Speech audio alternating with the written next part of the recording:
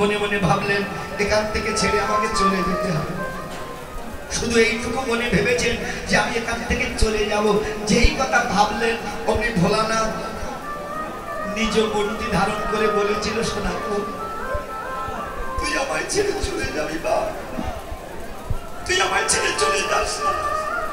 সনাতন বলেছিল, প্রভু উপায় তো নাই, প্রচন্ড মশার উপদ্রব উঠেছে, একটা মশা যদি আমার হাতে মারা যায় আমার যে অপরাধ হবে।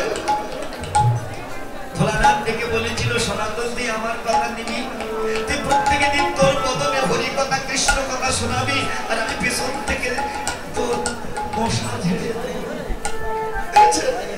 আমি তোর পিছনে দাঁড়িয়ে থেকে তোর পিছনের মশা ঝেড়ে দেব, কিন্তু তথাপি তোর মতো ভক্তের সঙ্গ থেকে আমাকে বৈমুখ করবি না।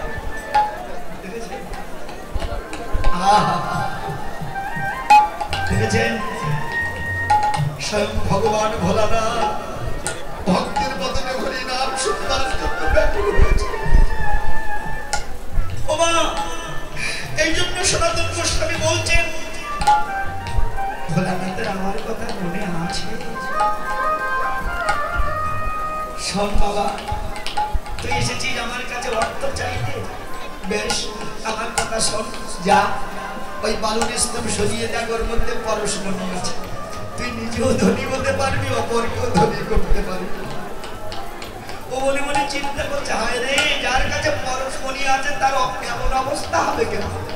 যাক, যেই মাত্র ধুলাটা সরিয়েছে দেখতে একটা পাথর বেরিয়েছে, পরশমণি তো যেই মাত্র শুয়েছে লোহা সোনা হয়ে গেছে। হায় না, সত্যি তো পরশমণি, পরশমণি বাইরে পড়ে আছে।